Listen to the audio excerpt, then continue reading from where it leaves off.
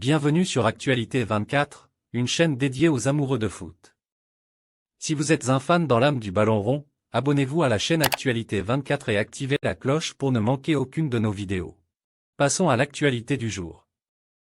Hospitalisé depuis plusieurs semaines à Sao Paulo, le roi Pelé est mort, ce jeudi 29 décembre, à l'âge de 82 ans. Il a marqué l'histoire du football et est le seul triple vainqueur de la Coupe du Monde. Le Brésilien, considéré par beaucoup comme le meilleur joueur de l'histoire du football, laisse une trace indélébile. Plus de détails après une courte pause.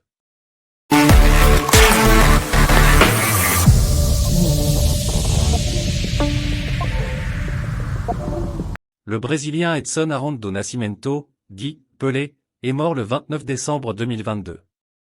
Il était le monarque absolu du ballon rond, le seul joueur à avoir gagné 3 Coupes du Monde, en 1958, 1962 et 1970. Le roi laisse derrière lui le souvenir d'une incroyable carrière, marquée par plusieurs records qui tiennent toujours. Longtemps considéré comme le meilleur footballeur du monde, Pelé est mort, terrassé par le cancer à l'âge de 82 ans. Le Brésilien avait multiplié les séjours à l'hôpital, notamment pour une tumeur au côlon ou une infection urinaire. L'information a été confirmée à l'agence AP par son agent Joe Fraga. Et le nombre de personnes en deuil se compte en centaines de millions. Sa façon de jouer et ses techniques de football sur le terrain ont émerveillé plusieurs générations passionnées de ballon rond et inspiré un nombre incalculable de vocations. Pelé est le premier qui a activement contribué à faire du football le sport le plus populaire au monde. Initié au foot par son père, le Brésilien fait preuve d'un talent prodigieux qui l'amène à signer un premier contrat pro en 1956 avec le club de Santos, à l'âge de 15 ans. Devenu titulaire l'année suivante à la faveur d'une blessure, le natif de Três Corações ébahit les observateurs en plantant but sur but et en affichant une incroyable facilité technique. Ses performances conduisent rapidement le prodige à intégrer l'équipe nationale brésilienne, avec laquelle il marque lors de ses 2 premières sélections. Retenu pour disputer la Coupe du Monde 1958 en Suède, il illumine la compétition de sa classe.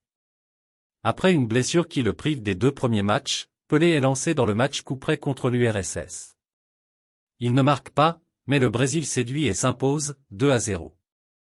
En état de grâce, Pelé va ensuite inscrire 6 buts en 3 matchs, 1 contre le Pays de Galles en quart de finale, 3 contre la France en demi et 2 contre la Suède en finale, et propulser la Seleção vers son premier titre de championne du monde, effaçant ainsi pour toute une nation le traumatisme de 1950, défaite à domicile en finale contre l'Uruguay.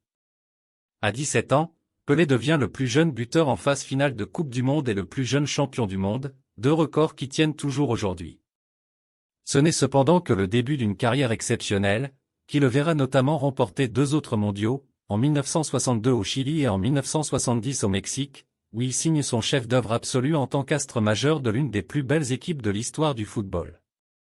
Devenu une icône bien avant de prendre sa retraite en 1977, celui qui a été élu « athlète du siècle » en 1999 par le CIO a évidemment gardé ce statut tout au long de sa vie, avec notamment un passage par la case Hollywood.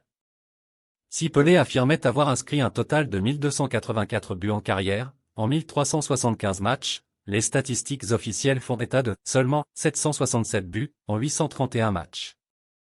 Une marque qui pourrait être dépassée dans l'avenir par Cristiano Ronaldo et Lionel Messi.